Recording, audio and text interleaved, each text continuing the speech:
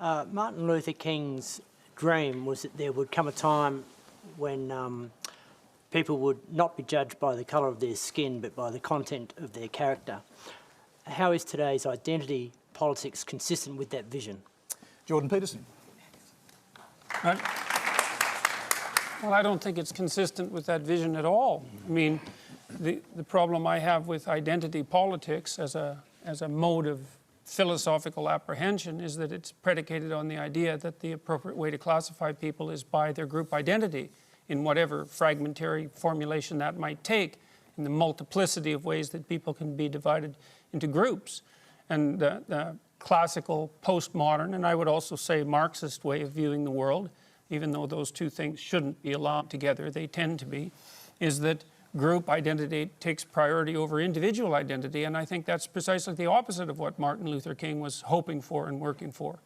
And I think it's unbelievably dangerous, because partly because when you assume that people should primarily be identified by their group, then you can also attribute group guilt to them by their group.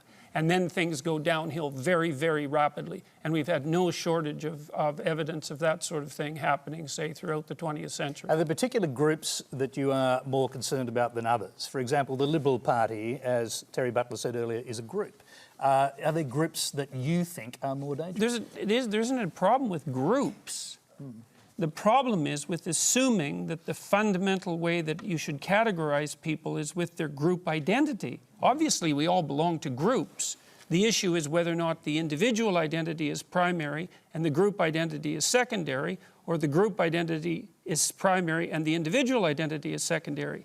If you're a proponent, for example, of equality of outcome, of quotas, then you de facto accept the proposition that it's the group identity that is primary, and there's all sorts of dangers that are associated with that that far outweigh whatever good you're likely to do.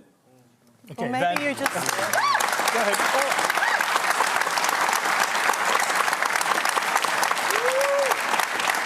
Or maybe you just think that representative democracy should be representative.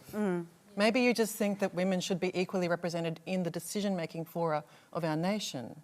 Maybe that's really just about having proper equality in a body that's meant to be representative. Well, I do believe that women should have...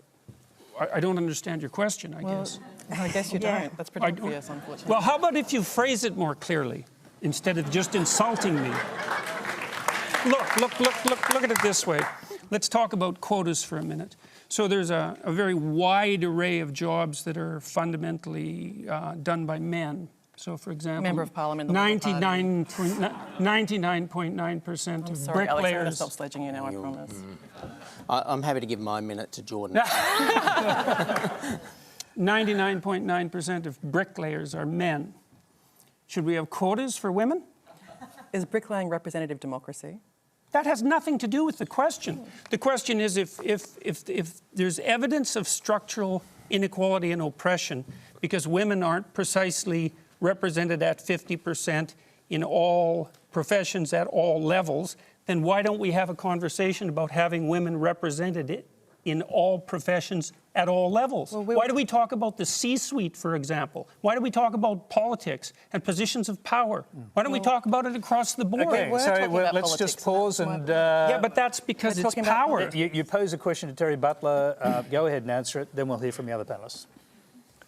His question to me? Well, yeah, if you'd, about like, bricklayers. if you'd like to answer the question about bricklayers. There's nothing wrong with bricklayers. Why there are no Of course quotas in there's not.